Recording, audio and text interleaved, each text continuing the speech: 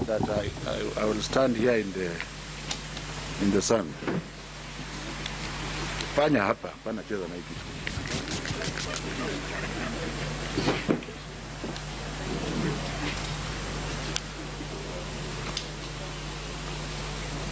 Chief Administrative Secretary Officers Dr. Sarah Ruto, who is in the field, Mumina Bonaya, who is here with us, Hassan Nur Hassan, who is here with us, Honorable Florence Mutua, Chair of the Education Committee, and Honorable Sosion in his capacity as the member of the Education Committee, although he wears another hat. Principal Secretaries, Dr. Julius Juan, Margaret Mwakima, and Alfred Cheriot, Chairperson of the Kenya National Examination Council, Dr. Ansati, who is indisposed, Chief Executive Officer of the Teacher Service Commission, Dr. Nancy Njeri Macharia, Chief Executive Officer of the Kenya National Examination Council, Dr. Mercy Karogo, NEC Council members, senior officers of the Ministry of Education, representatives from teachers' unions, NAT, KUPPET, Kenya Private Schools Association,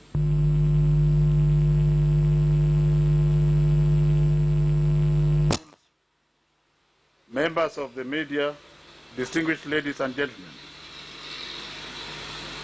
Let me start by thanking God the Almighty for enabling us to hold this ceremony here today. I cannot take for granted His abundance, His gift of life, and His enormous blessings to our country and all of our citizens that has made it possible for us to sit here today and to celebrate the hard work of our 1,179,192 Kenya Certificate of Primary Education candidates. This looked like an imaginable thing to do just a few months ago. It is indeed a special moment for all of us, both in its timing and atmosphere. It is the first time that we are releasing these results in April. It is also the first time we are releasing the results when the country is busy managing the effects of the COVID-19 virus that is foreign to the whole world.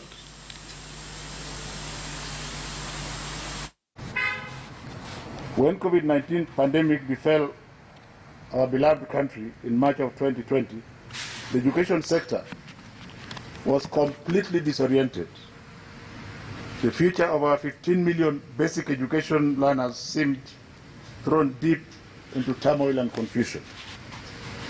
We were simply at crossroads. Because we are fighting a disease which is confounded, even top-grade medics, my most humble self being one of them, did not know how long our schools would remain shut following the extended closure that was meant to help the country to manage the pandemic. Indeed, many people predicted doom and gloom for the education sector in this country. But after months of soul-searching and following extensive consultations with education sector stakeholders, we decided to bite the bullet by adopting a phased reopening of schools that gave priority to grade 4, standard 8, and Form 4 candidates. Although this selective reopening was informed by science and drew the advice of the Ministry of Health, there were those who castigated us from the move, claiming that we were putting the lives of our beloved children in jeopardy, making them guinea pigs, and what have you. My sector players stood firm and put their trust in the Almighty God, agreeing that we all stood to be damned for all the painful but necessary decisions, and that we were still going to be damned if we didn't do anything. We chose to make decisions for which we are prepared to take full responsibility for. Thanks be to the grace of God, our schools remained safe, allowing us to be here today to celebrate the results of our risky decisions. Ladies and gentlemen, I wish to thank His Excellency the President Uhuru Muigai Kenyatta for his wise leadership, for trusting me and my education sector stakeholders. Over the challenging 1 year, His Excellency the President has given unfettered priority support to the education sector, always guiding and supporting us to ensure that the gains made in guaranteeing the bright future for the Kenyan children are not lost. I also want to thank Teacher Service Commission CEO Dr. Nancy Macharia for effective management of teachers who braved COVID-19 pandemic to return to schools, and former Early Learning and Basic Education Principal Secretary Dr. Richard Belio Kipsang. Not to forget the Parliamentary Committee on Education, originally led by someone else, but currently being led by Dr. Mutua, who is here. But they have given us breathing space and allowed us to do what we have to do without necessarily appearing for every appearance that is required. We have not taken it for granted, and we hope that that kind of cooperation will continue.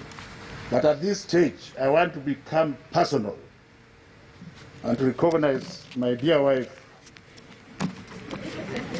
and my son and his wife and our granddaughter, who have braved all my absence from them in the interest of the children of this country. I have not taken that for granted. I wish to commend the efforts of the entire government.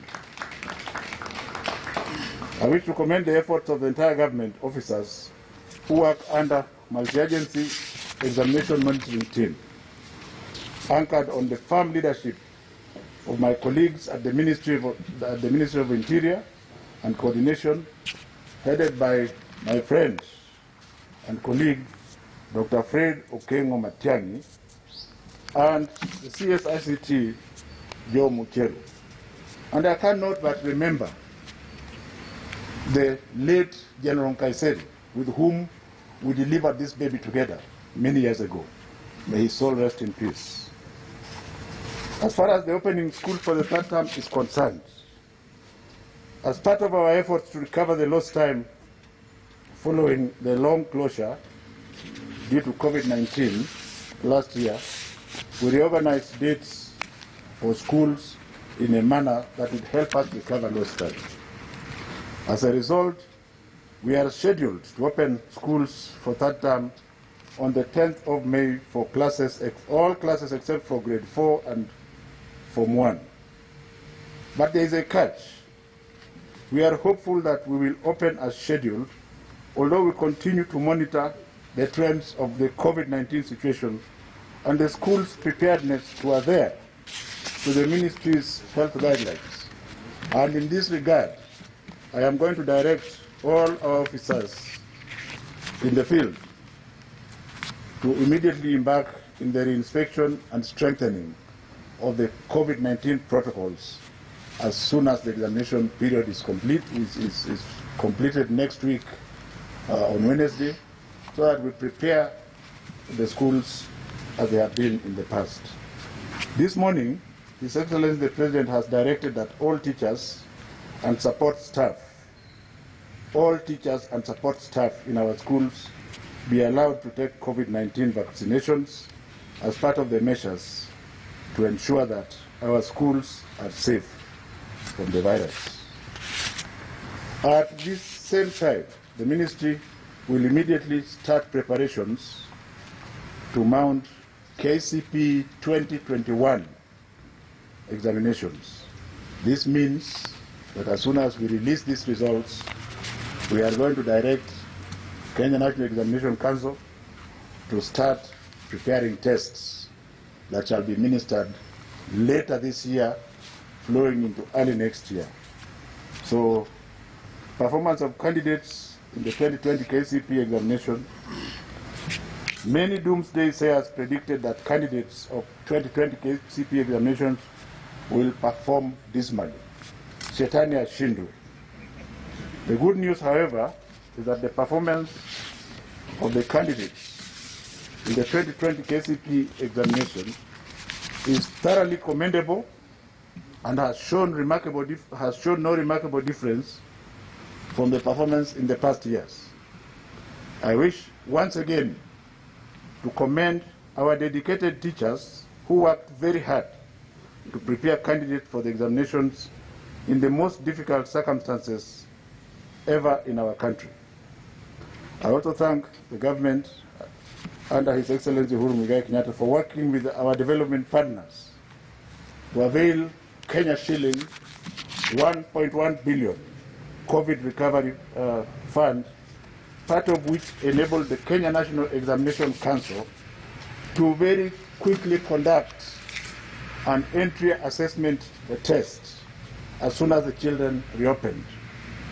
This assessment provided useful indicators to our teachers on the knowledge levels of the Standard 8 candidates once they resumed school. I wish to commend the teachers once again for utilizing the assessment results to prepare the candidates ahead of the examination, a move that has led to the impressive results that we are celebrating here today.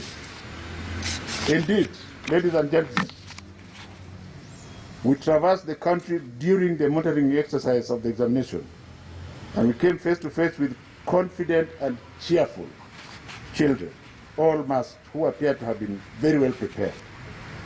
This wonderful class has defied all the challenges they went through last year to post an impressive result in the Kenya Certificate of Primary Education. The 100% transition to Form 1. Ladies and gentlemen, all the 1,179,192 candidates whose results we are releasing today shall be admitted to secondary schools under the government's 100% transition policy. I wish to assure the country that the ministry has already conducted an audit of all new and existing vacancies in all our private and public schools to enable us to admit all learners under the free day secondary school program. We are therefore determined to work with the relevant agencies to ensure that no candidate misses a place in secondary school. In the meantime, I urge all parents and guardians to take good care of our beloved children so that all of them are able to take up their Form 1 spaces in schools that they shall be admitted to.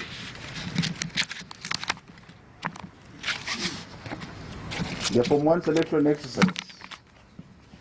To ensure that all candidates are placed in schools of their choice based on performance and available vacancies, the Ministry of Education will employ a watertight system that will be both credible and of high integrity. The actual Form 1 selection exercise for all categories of schools will take place on the 28th of May of 2021. A LIMU scholarship. For the second year running, ladies and gentlemen, the government shall offer 9,000 scholarships under the LIMU scholarship program, which was initiated in 2019. You will recall that this program was extremely well executed by the ministry together with the CEO of Equity Bank, James Mwangi. Reports from all our public schools show that the 2019 candidates who benefited from the program are doing exceptionally well in schools where they were admitted. I wish to sincerely thank His Excellency the President for his intervention and letting us know that there are also many needy children who require scholarship in the informal settlements in urban areas, which were initially not covered under this program. Indeed, as my brother and friend Dr. James Mwangi starts the process, I shall also join once again because I enjoy working in the slums.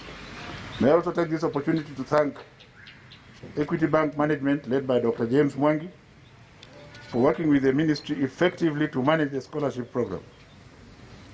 The ministry will soon announce details of the process of applying for scholarship program, which is meant for candidates from needy and vulnerable households. So nobody should have any tricks. This is not a scholarship that will go through the back door. We shall interview you, and we shall inspect you, and we shall come into your house and see how you live. Because, as you know, ladies and gentlemen, God was very kind. Intelligence was given equally to the rich, the moderately rich, and the poor. And this scholarship is supposed to be for the poor. Examination irregularities. In the administration of 2020 KCPE examinations, the government sustained its robust security arrangement through the multi-sectoral examination monitoring team. These measures ensure that cases of irregularities during the sitting of examinations and during the marking processes were either stamped out or nipped in the bud before they could not happen. For example, 5 cases of impersonation were detected during this examination process, and 7 candidates were found with prepared notes in examination rooms. I am going to audit this because by orders of His Excellency the President, we had said they will not give results, but the President has pronounced himself that we shall release the results of all the candidates. We shall release the part of the results of all the candidates, but those staffers who allowed this to happen shall be severely punished. That is the variation to this speech. As you can see, the President is extremely magnanimous with children, and ours is to obey his order. Candidature details for the 2020 KCPE. I have noted we are here today releasing the results of 1,179,192 candidates who sat for the examination in 28,480 centers across the country. All these candidates, as I have said before, have qualified to join schools. I, on behalf of His Excellency the President and the entire government, congratulate them for their success. Of these, 590,450, which is 50%, were boys, and 588,742, which is 49.93, were girls. In 2019, ladies and gentlemen, 1,083,000 candidates sat for the examination. It means that candidates who sat increased by 95,000, which is 8.8%, which is higher than usual. And this is simply because of His Excellency's 100% transition policy, which empowered us to go to villages and everywhere in the country to get children who are at home and ensure that they are back in school. According to the data, the following 20 counties registered more female candidates than male candidates. And this is a worrying trend, because I must also defend the male child. The counties are Isiolo, Meru, Vihiga, Nairobi, Kwale, Elgeyo Marakwet, Siaya, Tharaka Nithi, Kisii, Kisumu, Bungoma, Kilifi, Bomet, Mombasa, Uasin Gishu, Makueni, and Migori. This is an increase from 18 counties that registered more females than male in the last examination circuit. And it may be time that we start treating children equally, not paying too much attention to the female child. The number of candidates who were absent were only compared to last year, which was 6,772, rose to 12,000, which is only 1%. And one would argue that the President's order to the chiefs and to the other people in the Ministry of Interior, together with our field officers, to follow the children home, enabled us to move all the children back to school. And so, if you consider 12,000 out of almost 1.2 million, it is statistically insignificant. Candidates' age profiles. Ladies and gentlemen, we consider any child who is 12 years and below as an underage. And in 2019, we had 20,000. In 2020, we have 26,000. So there was an increase of 2.2%. But the strangest thing is this. One would have expected that the underage children should be, the underage children should be from the cities where the parents are well-to-do. But the majority of them came from West Pokot, which is 999, Bomet 1,595, Baringo 1,013, Kericho 1,069, and Bungoma 2,556.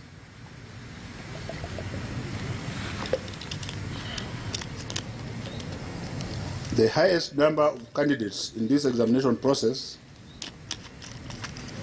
were in the appropriate age group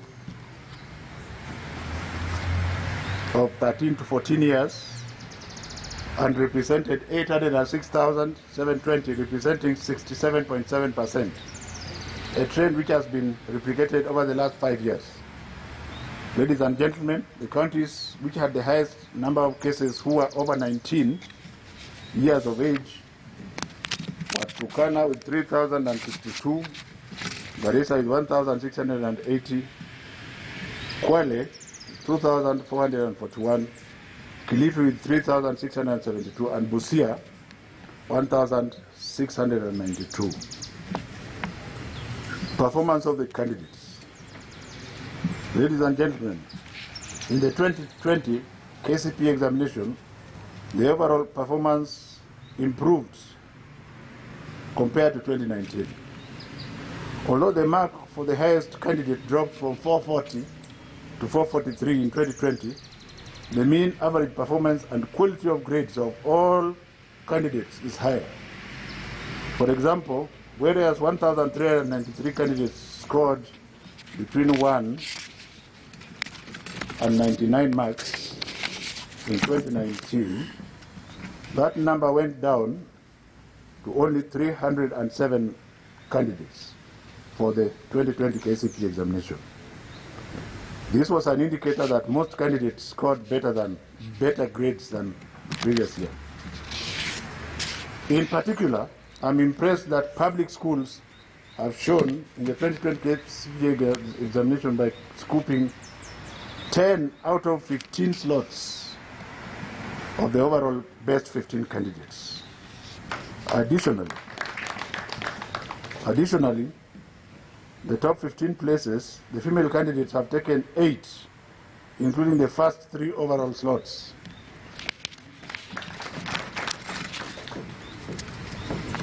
I will read a few of them because this will be given to the press. The first candidate, who is now the best candidate in the country for this year, is female Mumo Faith Kawi from Karimwailu. It's a public school and her score is 433. The second candidate is another female, Wesonga Yuvet Nanzala from Chogoria Girls with 432 marks. She's tied in that position with Muridhi Angel Gakenya Maseno Girls Boarding School with 432 marks. The next one is Wanyonyi Samuel Mahano, Nzoia Sugar Company with 431 marks. So those first 4 candidates are from the public school. Then there is Castro Williams from Crystal Hill Academy with 431 marks from a private school, and is tied up together with Tarus Chepkemboi Morin from St. Matthew's Septonok, the public school with 431 marks. The next one is Kipkurui Abiot from Lesos Hills Adventist with 430 marks. The next one is Mwangi Margaret Waruguru, Karatina DEB, very proudly a public school. The next one is Benis Chesed Omondi, Nairobi Primary School, which is just our neighbor here, tying with the 429 marks. Since we are clapping, I'll finish them. The next one is Kiogora Joyce Nkatha from Chogoria, the public school with 429 marks. The next one is Daniel Chris Mboya, Crystal Hill Academy, private with 428 marks, and all the others are tied with 428 marks. The next one tied is Njenga Lolwell Mwagambo, Emmanuel Springs Academy, which is private. The next one is Jeff Mutugi, Fred's Academy, 428 marks, private. Polycarp Kiondi Ombongi, Ober Boys, public, 428 marks. And the last of the 15, Deborah Zawadi, Emmanuel Springs Academy, 428 marks. Performance per subject. Ladies and gentlemen, I'm happy to announce that 5 papers recorded an improvement in the performance of 2020 as compared to 2019.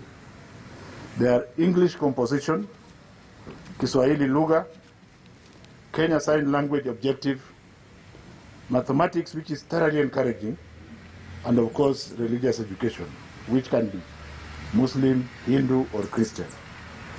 5 other subjects showed a drop compared to last year, 2019. English language, Kiswahili, Insha, Kenya Sign Language Composition, Science and Social Studies recorded a drop in performance. In terms of gender, female candidates performed slightly better than their male counterparts in English, Kiswahili, and Kenya Sign Language. Male candidates performed slightly better than their female candidates in mathematics, science, social studies, and religious education. I wish to commend all teachers, parents, candidates for this good performance achieved during a very difficult period.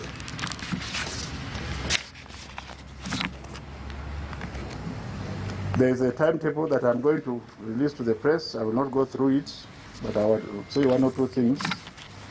In terms of comparison, comparing 2020 to 2019, when we look at the candidates who are scored between 400 and 500, this year we have 8,091, which is 0.68%, as compared to 2019, where we had 9,600, which was 0.89%.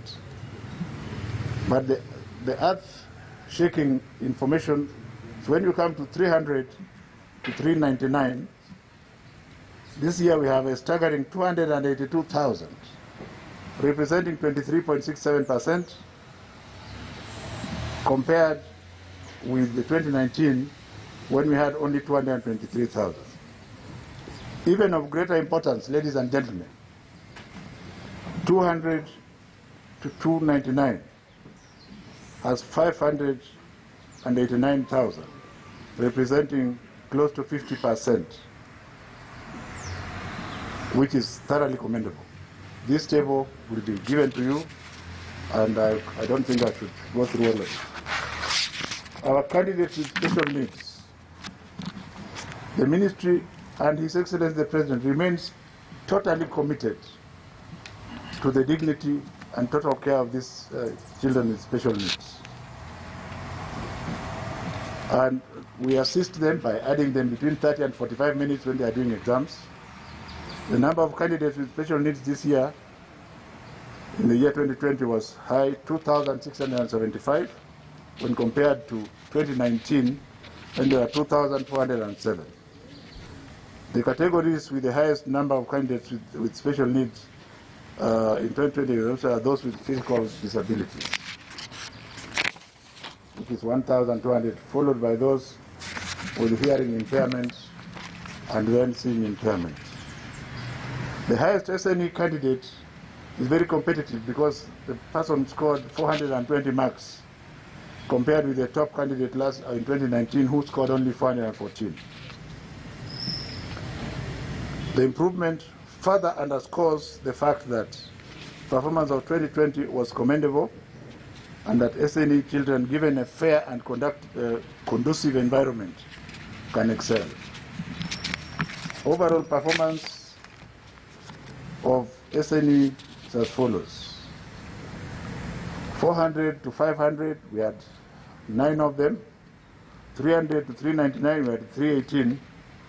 200 to 299, we also had a larger number of 897, out of a total of 675, comparable to 2019. Now the list of SNE candidates, this was a request by His Excellency the President that we also read the list of the top 9 SNE candidates who scored above 400. And the first one is Brian Otundo from Set Green Hill Academy with 420. The second one is Kibet Gibson Ndiema, Malondo CDM, 411. The third one is Kioko Joseph Kialo, Kangundo DEV with 409. The fifth one is Isibwa Blessings Monica, Mukumu Girls, 409.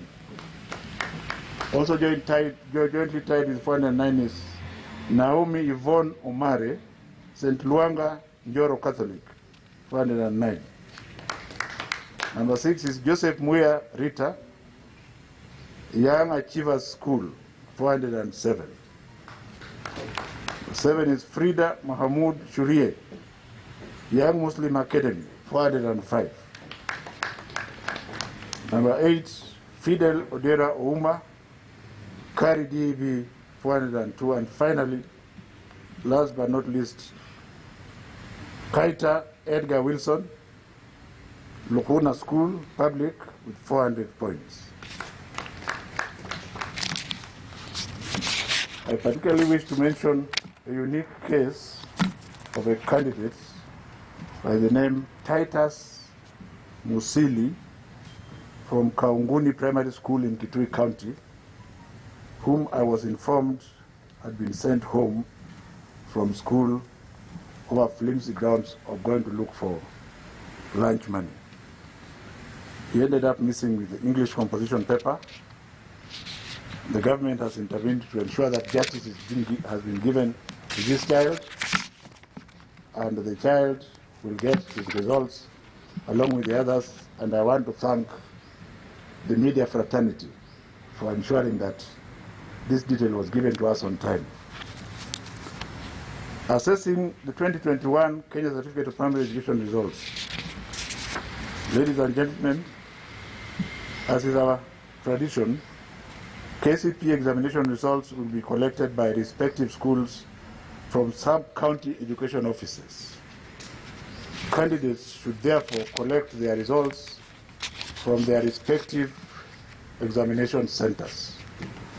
Individual candidates' results can also be assessed by sending candidate's index number followed by the initials KCPE through a short message service, SMS, to 2006. Individual candidates' results can be accessed by sending candidate's index number followed by the initials KCPE through a short message service to 20076. This service will be available immediately after this event.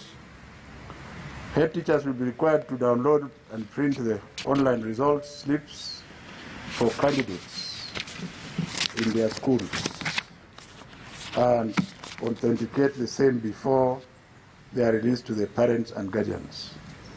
His Excellency the President has directed that every child shall be and must be given his results.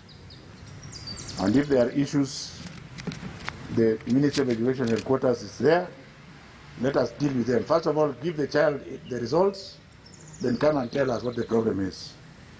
It is now my distinct pleasure to declare the 2020 KCPE examination results officially released and wish the and wish, you know, and wish all the candidates success in their future endeavors. Let me say something about, we are still ongoing with the Kenya Certificate of Secondary Education, and that process will end on Wednesday next week. As far as teachers are concerned, we have made elaborate arrangements to ensure that those who are reporting next week to start marking the papers that had been completed earlier is done. And as you have heard, ours is to ensure that our teachers are as safe as possible in order to encourage them. Thank you very much.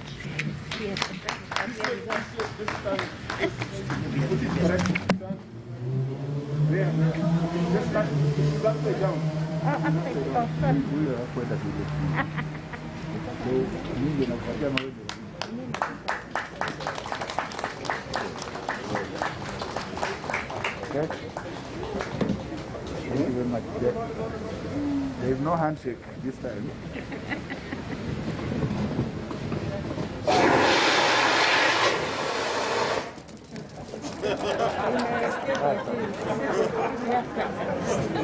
Hiyo mtu hiyo.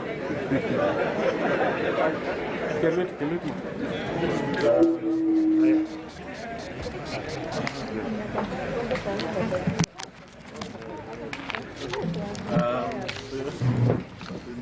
Thank you very much, the CS. I now wish to invite Madam Imelda Baraza to move a vote of thanks.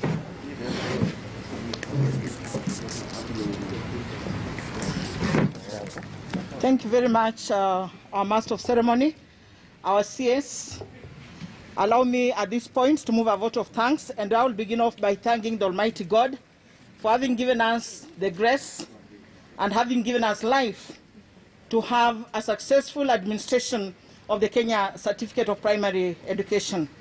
So allow me to specifically thank you for the resilience you have shown when everybody had lost hope. You stood firm to say it will be done and it shall be done, and indeed it has been done. Can we give him a round of applause? Allow me, sir, to appreciate the Chief Administrative Secretary is present, the Principal Secretary is present, for having found time to be with us today. Sir, allow me also to mention the CEO Teacher Service Commission, Dr. Nancy Macharia, for the support she has given us to ensure that the administration of examinations and the marking activity has gone on very well. For today's function, sir, allow me also to mention the Director General and also the senior officers from the Ministry of Education, together with the directors that have accompanied you to this function, sir. We really appreciate their presence and also the support that they have given. I would like to mention that the PS in person and the CS were with us to see that we are working, and they gave us the moral support. I would want to mention, sir, the CEO, Kenya National Examinations Council, Dr. Mercy Karogo, for the support and the encouragement and the commitment and the support that she has also given to the administration and the release of these results today.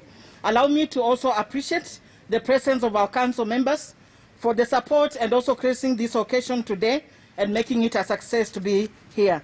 I'd also want to mention the presence of the Chair of the Parliamentary Committee on Education, Dr. Florence Mutua, for finding time. Can we give her a round of applause, sir?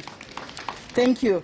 I'd want to mention also the media, and when they came in, they found that they gave us leadership, and we appreciate.